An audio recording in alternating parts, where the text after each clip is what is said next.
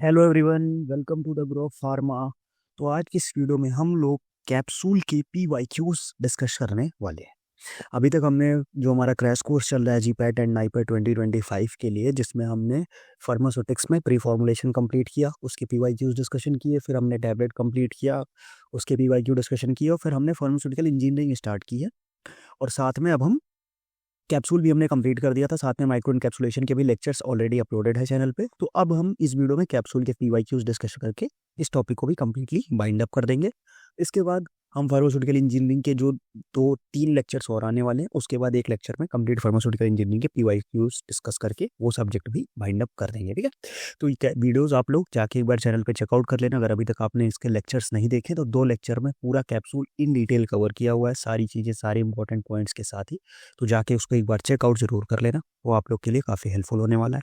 साथ ही फार्माकोलॉजी में हमने जनरल फार्माकोलॉजी कंप्लीट कर दी, पीवाईक्यू डिस्कशन के साथ कार्डियोवैस्कुलर सिस्टम कंप्लीट कर दिया, एंड एंटी माइक्रोबियल ड्रग्स हमने स्टार्ट की है। और उसके भी 2 लेक्चर्स हो गए, बहुत जल्द हम वो भी कंप्लीट करने वाले हैं। और भी काफ़ी इंपॉर्टेंट पॉइंट्स हैं चैनल पे, काफ़ी इंपॉर्टेंट वीडियोस हैं जो आप लोग की प्रिपरेशन को काफ़ी इनहेंस करने वाली हैं। तो एक बार जाके उसे चेकआउट जरूर कर लेना। ठीक है, तो आज का वीडियो हम लोग स्टार्ट करें। उससे पहले अगर अभी तक आपने चैनल को सब्सक्राइब नहीं किया तो फटाफट से सब्सक्राइब कर दो, वीडियो को लाइक करो और एक अच्छा सा कमेंट करो, क्योंकि सारी चीज़ें लेके आने में काफ़ी एफर्ट लगता है। फिर इंस्टाग्राम पे आप मुझे फॉलो कर सकते हो, तो टाइम टू टाइम अपडेट्स और चीज़ें वहाँ डालता रहता हूँ मैं। टेलीग्राम चैनल ज्वाइन कर लो, साथ में आप व्हाट्सअप ग्रुप जरूर ज्वाइन कर लेना, क्योंकि सारे नोट्स सब कुछ मैं व्हाट्सअप ग्रुप पे, और साथ में लाइक नोट्स तो आप वेबसाइट से डाउनलोड कर सकते हो हमारी। बाकी मैं लेक्चर के शेड्यूल्स जो हैं, किस दिन कौन सा लेक्चर होने वाला, क्या टाइमिंग है लेक्चर की, लिंक सब मैं व्हाट्सअप ग्रुप में देता रहता हूँ। तो व्हाट्सअप ग्रुप जाके जरूर से जरूर ज्वाइन कर लो। ठीक, तो आज यार फटाफट से फिर वीडियो को स्टार्ट करते हैं। ठीक, सबसे पहला क्वेश्चन है, क्वेश्चन हमारा जीपैट 2010 का क्वेश्चन है कि green bone is a source of, जो हमारा ग्रीन बोन है वो किसका सोर्स है। ठीक है, ग्रीन बोन का सोर्स क्या है, type A gelatin, type B gelatin, both या नन ऑफ द अबव। तो फिर अब देखो, साथ में आपको क्या करना है, अभी चैट बॉक्स में आप ज्वाइन हो तो चैट बॉक्स में साथ साथ आप आंसर लिखते जाओ। और एट द एंड इस वीडियो में हम टोटल 20 क्वेश्चंस डिस्कस करने वाले हैं, तो टोटल अबाउट 80 मार्क्स हुआ आपका। तो 80 मार्क्स में से आप कितने मार्क्स गेन करते हो वो आप कमेंट सेक्शन में मेंशन करना कि आपने कितने मार्क्स गेन किया, आपके कितने क्वेश्चन करेक्ट हुए, कितने क्वेश्चन इनकरेक्ट हुए। ठीक है, चलो।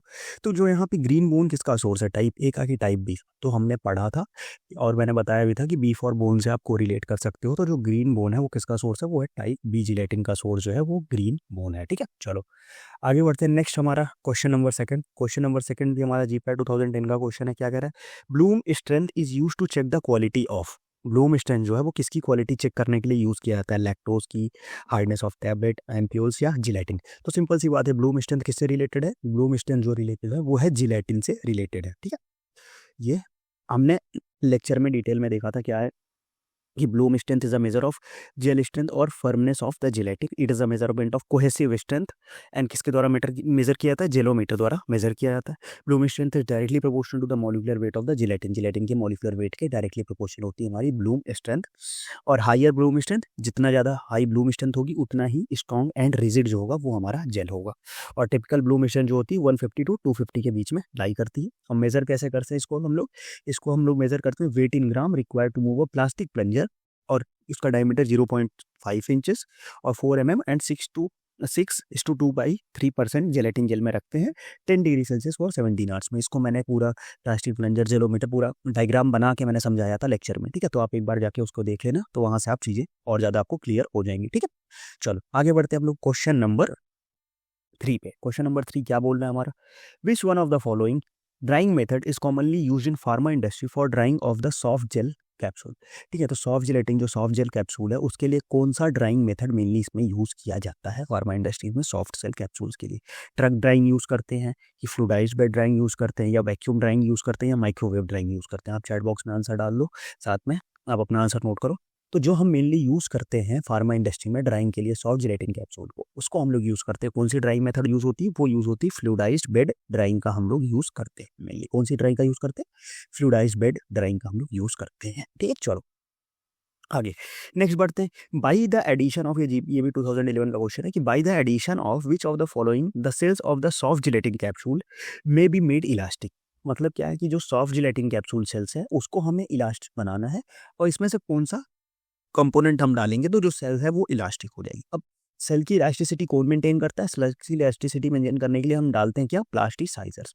ठीक है, क्या डालते हैं हम लोग, प्लास्टिसाइजर्स डालते हैं। ठीक है, और प्लास्टिसाइजर्स का एक रेशियो भी मैंने बताया था कि हार्ड जिलेटिन कैप्सूल में प्लास्टिसाइजर वर्सेस जिलेटिन का क्या रेशियो होता है, सॉफ्ट जिलेटिन में कैप्सूल में क्या होता है। ठीक है, तो ये आप कमेंट बॉक्स में बताना कि क्या रेशियो था, मैंने लेक्चर में बताया। ठीक है, तो इसमें जो हम प्लास्टिसाइजर यूज करते हैं सॉफ्ट जिलेटिन कैप्सूल को इलास्टिक बनाने के लिए, वो कौन सा है, वो है हमारा सॉर्बिटॉल। हम किसका यूज करते हैं, हम सॉर्बिटॉल का यूज करते हैं। ठीक, चलो आगे बढ़ते हैं। क्वेश्चन नंबर 5, क्वेश्चन नंबर 5 क्या कह रहा है हमारा, क्वेश्चन नंबर 5 ये कह रहा है कि soft gelatin capsule contain 12 to 5% 15% of moisture और hard gelatin capsule 6 to 10% of moisture. क्या बात है, ये सही है आंसर ना। कितना होता है हमारे पास, सॉफ्ट जिलेटिन कैप्सूल में कितना होता है और हार्ड जिलेटिन कैप्सूल में कितना होता है।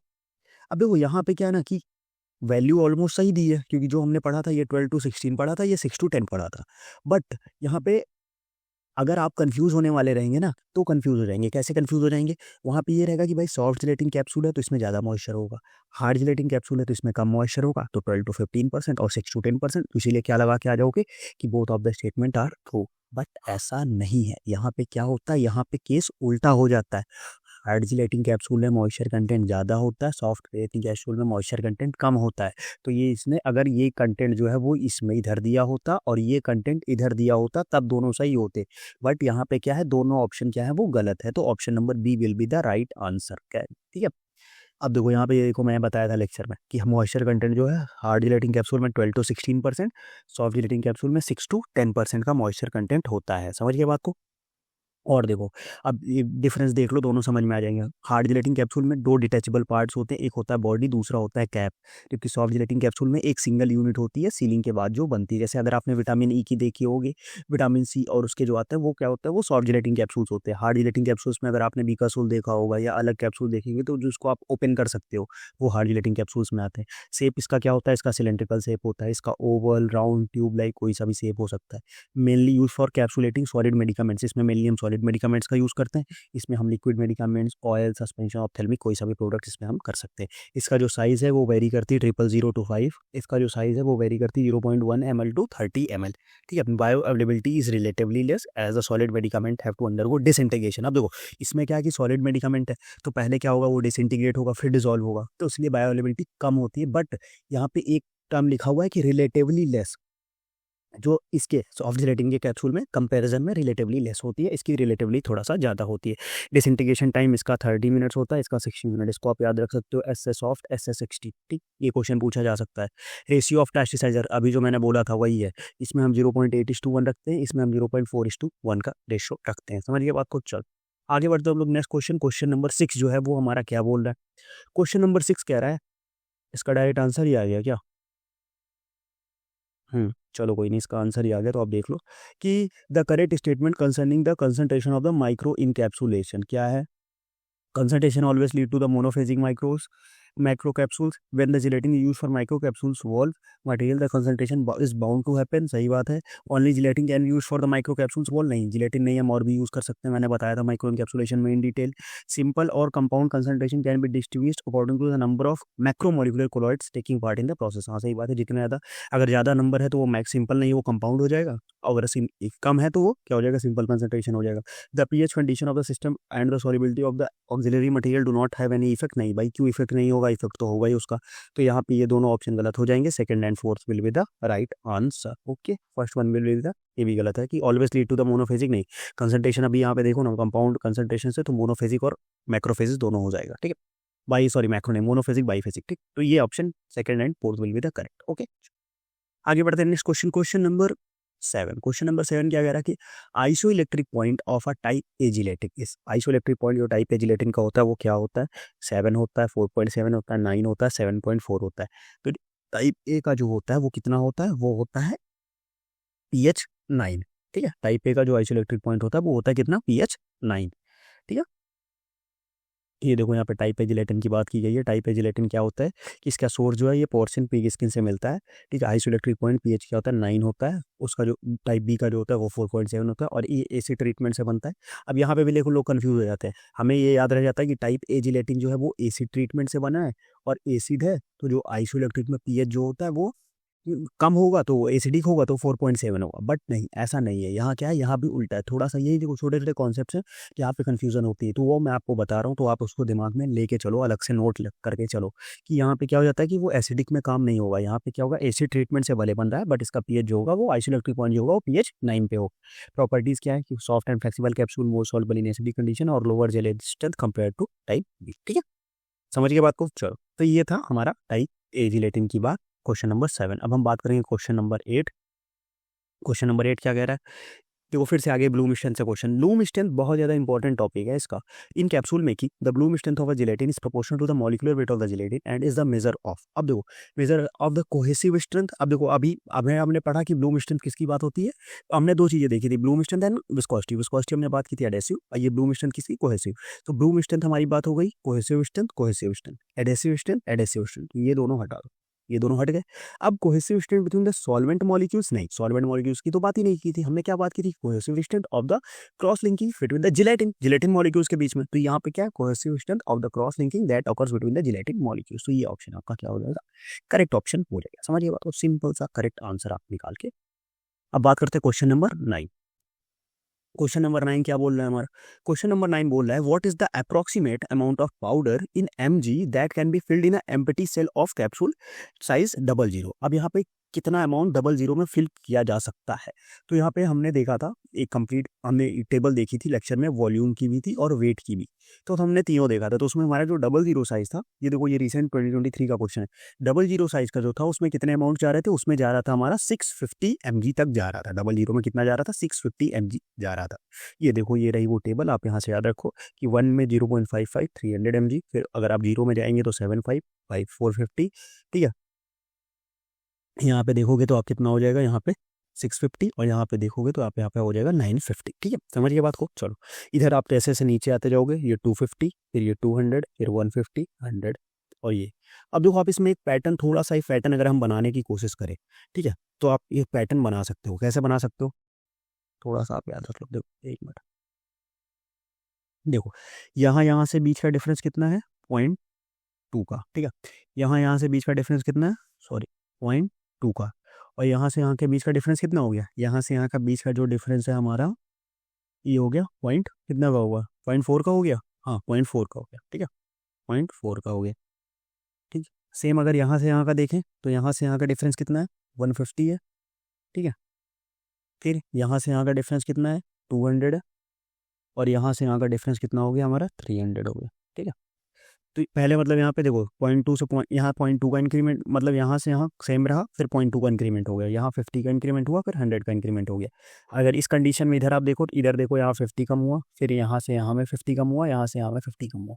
ठीक, तो आप इस तरीके से इसको थोड़ा सा कोरिलेट करके याद कर सकते हो, नहीं तो आप नॉर्मली। ठीक, देखो आप यहाँ पे देखो कि अगर आप सारे ऑप्शन यहाँ पे देखो, जो ऑप्शन थे इन्हीं पे ना, तो एग्जैक्ट कोई आसपास भी नहीं है। अगर आपको एग्जैक्ट थोड़ा सा, जैसे अगर आप एग्जैक्ट 650 नहीं याद है आपको, अगर जैसे ये याद है कि 450 के ऊपर था बट उसके ऊपर 950 था, तो अगर आप इस तरीके से वैल्यूज भी याद रखते हो ना, तो कोई आसपास का इतना कोरिलेशन ऑप्शन नहीं है, तो आप आराम से आंसर तब भी लगा सकते हो। तो आपको एक आइडिया होना चाहिए, अगर आप एग्जैक्ट वैल्यू भूल भी जाते हो तो आपको एक रफ आइडिया होना चाहिए कि हाँ ये इस कंडीशन में इतना इतना था, तब आप आराम से तब भी लगा सकते हो। ठीक है, चलो आगे बढ़ते हैं। नेक्स्ट क्वेश्चन हमारा, नेक्स्ट क्वेश्चन क्या है, ये 2024 का recent question, which all the following equipment measure the weight variation using reflected energy. Reflected energy से वेट वेरिएशन कौन सा जो है वो मेजर करता है। ठीक है, हमारा इंस्ट्रूमेंट है। तो जो रिफ्लेक्टेड एनर्जी से वेट वेरिएशन जो मेजर करता है वो हमारा इंस्ट्रूमेंट कौन सा है, वो है रोटोवेट। रोटोवेट जो है वो हमारा वेट वेरिएशन को मेजर करता है, और किससे, हमारा इससे रिफ्लेक्टेड एनर्जी के, उससे वेट वेरिएशन को, रिफ्लेक्टेड एनर्जी का यूज करते हुए वेट वेरिएशन को मेजर करता है। समझ गए बात को। चलो, क्वेश्चन नंबर 11। अब देख लो भाई, ब्लूम स्ट्रेंथ से रिसेंट 2024 में भी क्वेश्चन पूछा गया, तो ब्लूम स्ट्रेंथ का टॉपिक आप एकदम रट लो, उसकी वैल्यूज रट लो, हार्ड पे कितनी होती, सॉफ्ट पे कितनी होती, सारी चीज़ें मैंने लेक्चर में बताई है, उसको आप एक पेज में नोट करके अच्छे से रट लो। ऐसे ही कॉन्सेप्ट्स आपको निकालने होते हैं जब आप पीवाईक्यू सॉल्व करते हो ना, तो आपको ऐसे ही कॉन्सेप्ट्स निकालने होते हैं जिस कॉन्सेप्ट से रिपीटेडली क्वेश्चन आए हुए हैं। तो उस कॉन्सेप्ट्स को आप मोस्ट इंपॉर्टेंट टॉपिक्स में रख दो, तो उसका रिवीजन आप ज़्यादा टाइम करो, उसके सारे कॉन्सेप्ट्स को एकदम डीपली स्टडी करो। तो इस तरीके से आप क्या कर सकते हो, थोड़ा सा अपनी चीज़ों को इन्हेंस कर सकते हो। ठीक, चलो, तो यहाँ पे ब्लूम स्ट्रेंथ इसका मेजर डायरेक्टली प्रोपोर्शनल होता है, यहाँ पे विस्कोसिटी नहीं है, डेंसिटी भी नहीं है, major of the strength and stiffness नहीं, यहाँ पे मॉलिक्यूलर वेट। अब देखो यहाँ पे थोड़ा सा आप वो कर सकते हो। ये दो ऑप्शन यहाँ पे कंफ्यूजिंग थे, बट यहाँ पे क्या था कि ब्लूम स्ट्रेंथ, अगर वहाँ पे दो चीज़ें थी, अगर कुछ लोगों ने major of the strength and stiffness भी लगाया था, बट आंसर जो एमबीएमएस ने दिया था वो दिया था मॉलिकुलर वेट। क्यों? क्योंकि यहाँ पे देखो क्वेश्चन में था डायरेक्टली प्रोपोर्शनल टू पूछा है। अगर यहाँ पे पूछता Bloom strength is a measure of, तब आप यहाँ पे स्ट्रेंथ एंड स्टिफनेस वो करते, बट डायरेक्टली प्रोपोर्शनल टू किसकी होता है? ब्लूम स्ट्रेंथ मॉलिकुलर वेट की होता है, और यही एमबीएमएस का आंसर भी था। तो आप हम इसको कंसीडर करके चले, ठीक है। चलो आगे बढ़ते क्वेश्चन नंबर 12। क्वेश्चन नंबर 12 क्या कह रहा है हमारा? Empty capsule has a moisture content range of. अब देखो यहाँ पे थोड़ा सा आप कंफ्यूज हो सकते हो कि अभी हमने दो वैल्यूज पढ़ी थी। एक हमने पढ़ा था 6, एक मिनट, एक हमने पढ़ा था 6 to 10, दूसरा हमने पढ़ा था 12 to 16, ठीक है। ये था हार्ड जिलेटिन का, ये था सॉफ्ट जिलेटिन का। बट यहाँ पे अब ऑप्शन आप देखोगे कि भाई एक ही ऑप्शन मैच कर रहा है, इसको लगा देते हैं, बट नहीं, ऐसा नहीं करना है। क्वेश्चन में पूछा है कि एम्प्टी कैप्सूल सेल पूछा है, एम्प्टी कैप्सूल सेल में मॉइस्चर कितना होता है। तो एम्प्टी कैप्सूल सेल में जो हमारा मॉइस्चर होता है वो होता है 50 to 70% का। इसको आप नोट करके लिख लो, एम्प्टी कैप्सूल में मॉइस्चर कंटेंट होता है 50 to 70% का, ठीक है। फिर next question, which one of the following is used as a opacifier. Opacifier के रूप में हम लोग किसका यूज करते हैं? ओपेसिफायर टाइटेनियम डाइऑक्साइड हो गया, magnesium oxide, silicates and all of the above. तो जो ओपेसिफाइंग एजेंट्स होता है, ओपेसिफाइंग एजेंट का हम लोग यूज क्यों करते हैं? ताकि जो हमारा सरफेस है कैप्सूल का वो क्या हो जाए, वो थोड़ा सा कलर उसका ट्रांसपेरेंट ना रहे, जिससे क्या हो कि हम लाइट से उसको प्रोटेक्ट कर पाएं। तो ओपेसिफाइंग जो एजेंट होता है वो होता है हमारा टाइटेनियम डाइऑक्साइड का यूज करते हैं, एज एन ओपेसिफायर हम यूज करते हैं। ओके, चलो next question, question number 14। Which of the following is use to fill a powdered dry solid into soft gelatin capsule. अब हमारे क्या है, सॉफ्ट जिलेटिन कैप्सूल में हमें पाउडर्ड ड्राई सॉलिड फिल करना है सॉफ्ट जिलेटिन कैप्सूल में। तो कौन सा जो इंस्ट्रूमेंट है उसका हम लोग यूज करेंगे? एक्वाजेल हो गया, रोटोबिल हो गया, रोटो सॉल्ट हो गया, रोटोवे हो गया। तो हमने ये सारा एक टेबल के फॉर्म में मैंने आपको बताया था लेक्चर में। तो कौन सा इंस्ट्रूमेंट है जिससे हम लोग ड्राई सॉलिड को सॉफ्ट जिलेटिन कैप्सूल में फिल कर पाते हैं? वो है अपना एक्वाजेल, ठीक है। एक्वाजेल है, ये देखो ये पूरी की पूरी टेबल है, इसको हम लोग देख लेते हैं। रोटोसॉर्ट क्या करता है? Remove the loose powder, remove unfilled join capsule. Simple सी बात है, न्यू कैप्सूल सॉर्टिंग मशीन है ये, Rotosort sorting. Rotofil pellet in hard gelatin capsule, Accofil powder in hard gelatin capsule fill करता है। बट एक्ोजेल जो है वो powder in soft gelatin capsule fill करता है। इरवेका के ये जो है वो डिडस्टिंग एंड पॉलिशिंग के लिए यूज होती है। फिर हमारे पास है Seidenader PM60 cleaning and polishing. Rotoweigh it is a capsule weighing machine, it measure the reflected energy, अभी बात हुई थी। Backscatter of a lower power X-ray beam, जो क्वेश्चन था। Varicap 1200 it measure the change in dielectric constant और capacitance variation में measure करके काम करता है वेरिकॉप 1200, ठीक है। तो इसको आप याद रखना, अभी 2024 में इससे क्वेश्चन पूछा गया था। मे बी मोस्ट प्रोबेबली है कि 2025 में भी आपको इससे एक आध क्वेश्चन देखने को मिल जाए, तो आप अच्छे से करके ध्यान, ठीक है। चलो next question, which treatment is use for the solubility of the gelatin. Gelatin की सॉलिबिलिटी को करने के लिए कौन सा ट्रीटमेंट हम लोग यूज करते हैं? हम लोग हीट का ट्रीटमेंट देंगे, वाटर ट्रीटमेंट देंगे, अल्कोहल ट्रीटमेंट देंगे, या फॉर्मलिन ट्रीटमेंट देंगे। तो हम इसमें कौन सा ट्रीटमेंट देते हैं? हम देते हैं सॉलिबिलिटी को मेंटेन करने के लिए, वो करने इनहेंस करने के लिए फॉर्मलिन ट्रीटमेंट दिया जाता है, ठीक है। चलो question number 16, filling of the liquid in capsule is done by. Filling of a liquid in capsule is done by, अभी किसके द्वारा किया जाता है? कि कैप्सूल्स में, अब लिक्विड किस कैप्सूल में फिल होगा? सॉफ्ट जिलेटिन कैप्सूल में फिल होगा। हार्ड जिलेटिन कैप्सूल में तो लिक्विड फिल नहीं होगा, तो उसमें हम लोग किसका यूज करेंगे? उसमें हम लोग किसका यूज़ करेंगे? फटाफट से बताओ, चैट बॉक्स में बताओ हम लोग किसका यूज़ करेंगे। उसमें मैंने अलग से टेबल के अलावा ये पॉइंट तो मैंने लेक्चर में लिख के बताया था अलग से। हम लोग उसमें यूज़ करेंगे क्वाली सील का। किसका यूज़ करेंगे हम लोग उसमें? हम लोग उसमें यूज़ करेंगे क्वाली सील, ठीक है। आगे बढ़े नेक्स्ट क्वेश्चन पे। नेक्स्ट क्वेश्चन क्या कह रहा है? Ratio of dry gelatin for hard gelatin capsule. अभी मैंने बताया था ये हमने अभी जो मैंने हार्ड जिलेटिन और सॉफ्ट जिलेटिन का डिफरेंस देखा था हमने, उसी में मैंने बताया था क्या था। फटाफट से बताओ, 0.6:1 था, 0.4:1 था, 0.8:1 था, या 1:0.8 था? देखो कहाँ गया। फटाफट से चलते हैं वापस वापस वापस वापस। हम्म,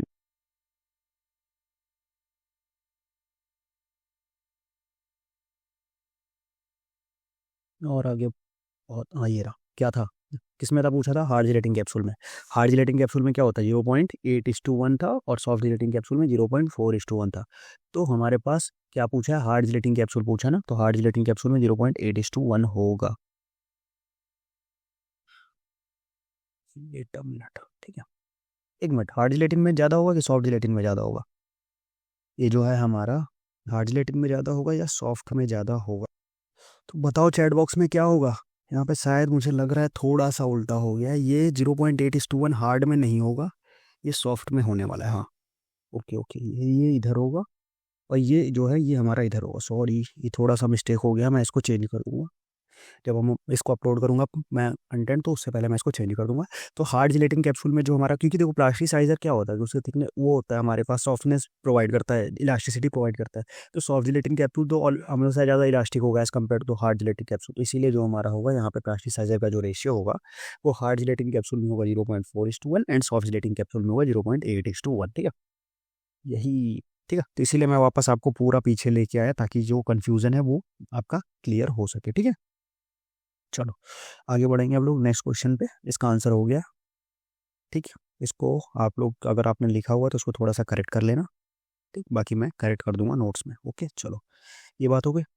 तो ये 16 क्वेश्चन था, ये यहाँ पे आपका क्या हो जाएगा 0.4:1, यहाँ पे सही आंसर लग रखा है, यही आपका करेक्ट आंसर होगा। ओके, चलो नेक्स्ट क्वेश्चन पूछते हैं हम लोग। Which of the following capsule size accommodates the highest volume. Highest volume किसमें होता है 150000। अभी हमने देखा था पूरे की पूरे टेबल, सबसे हाईएस्ट वॉल्यूम किसमें होता है हमारे पास 000 में सबसे हाईएस्ट वॉल्यूम, एंड दोनों हमने देखा था कैपेसिटी और दोनों उसकी। ठीक है, ये रहा अपना, ये सबसे ज़्यादा वॉल्यूम किस में होता है 000 में हमारे पास 1.35 ml, और वेट भी सबसे ज़्यादा होता है 950 mg। ठीक है, ये साइज़ भी देख सकते हो आप लोग, ये हमारे 000 कैप्सूल का साइज़ है, और ये जो है हमारा ये 5 साइज़। नंबर में 5 बड़ा है, बट यहाँ पे साइज़ में 000 ज़्यादा बड़ा होगा एज कम इन कम्पेयर टू 5। ओके, चलो अब बात करते हैं क्वेश्चन नंबर 19। क्वेश्चन नंबर 19 क्या बोल रहा है, filling of the pellets in capsule is done by. अभी मैंने हमने देखा था कि हार्ड जिलेटिन कैप्सूल में पैलेट्स जो फिल करता है वो कौन फिल करता है, वो फिल करता है हमारा कौन सा इक्विपमेंट है, वो है रोटोफिल। रोटोफिल जो अपना इक्विपमेंट है वो क्या करता है, वो हार्ड जिलेटिन कैप्सूल में पैलेट्स की फिलिंग करता है with the help of, we can fill the pellets in hard gelatin capsule with the help of Rotofil apparatus। Okay, next question, gelatin use for soft gel manufacturing should not contain more than 10 ppm of the iron.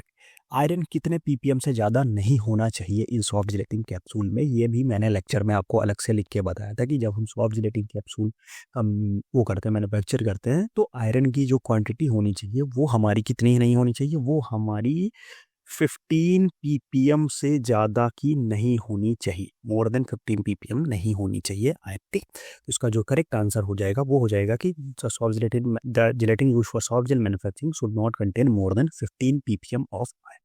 ठीक है, 15 ppm से ज़्यादा का iron content उसमें नहीं होना चाहिए। Okay, तो ये था आज का कंप्लीट PYQ डिस्कशन। कैसा लगा वीडियो आप हमें कमेंट सेक्शन में ज़रूर बताना सारी चीज़ें, और साथ में जो इसके डिटेल डिस्कशन लेक्चर की जो वीडियोस हैं वो जाके एक बार वेबसाइट पे, वो जो जाके चैनल पे एक बार चेकआउट कर लो। साथ में नोट्स आप हमारी इस वेबसाइट पे डाउनलोड कर सकते हो, उसका लिंक डिस्क्रिप्शन में भी मैं डाल दूंगा। धीरे धीरे सारे नोट्स मैं अपलोड करता जा रहा हूँ उस पर, आप वहाँ से डाउनलोड कर सकते हो। व्हाट्सएप ग्रुप जाके ज्वाइन कर लो, साथ में टेलीग्राम चैनल ज्वाइन करो, और यूट्यूब चैनल तो आप देख रहे हो तो फटाफट से उसका सब्सक्राइब करो, लाइक करो वीडियो को। एक एक कमेंट कर देना कि वीडियो कैसा लगा आपको, चीज़ें आपको समझ में आ रही कि नहीं आ रही, और भी क्या चीज़ें आप चाहिए आपको, मैं वो चीज़ें पहले प्रोवाइड करा दूंगा, आपका फटाफट से कमेंट सेक्शन में हमें बता दो। ठीक है, तो ये सारी चीज़ें हो गई हैं। अब नेक्स्ट हम फार्मास्यूटिकल इंजीनियरिंग को कंप्लीट करेंगे, उसके बाद फिर उसके PYQs डिस्कशन भी हम बहुत जल्दी लेके आएंगे, और फार्मास्यूटिकल इंजीनियरिंग के बाद हम फिजिकल फार्मेसी कवर करेंगे। फिर उसके बाद जो हमारे फार्माटेक के रिमेनिंग चैप्टर्स है, जैसे हमारा पैरेंटल हो गया, सेमी सॉलिड हो गया, ऑप्थेल्मिक हो गया, स्टरलाइजेशन, ये सारे पॉइंट्स भी, एरोसोल्स, ये सब भी हम कवर कर देंगे। साथ ही फार्माकोलॉजी में हम एंटीमाइक्रोबियल खत्म करने के बाद नेक्स्ट टॉपिक भी स्टार्ट करेंगे, जो जैसे मैंने ग्रुप में बोल करा के मैं टॉपिक डिसाइड कर लेता हूँ, तो उसके लिए आपको व्हाट्सएप ग्रुप ज्वाइन होना जरूरी है। ठीक है, तो आप व्हाट्सएप ग्रुप ज्वाइन करो, चैनल को सब्सक्राइब करो, वीडियो को लाइक करो, और अपने दोस्तों के साथ शेयर करो। जितने ज़्यादा लोगों के साथ शेयर करोगे, जितने ज़्यादा लोग ज्वाइन होंगे, उतना ही ज़्यादा हमें मोटिवेशन मिलेगी आपके लिए अब नेक्स्ट लेवल कंटेंट्स लेके आने में। ठीक है, तो फिर आज का वीडियो हम लोग यही एंड करेंगे, मिलते हैं नेक्स्ट वीडियो में, तब तक के लिए बाय बाय।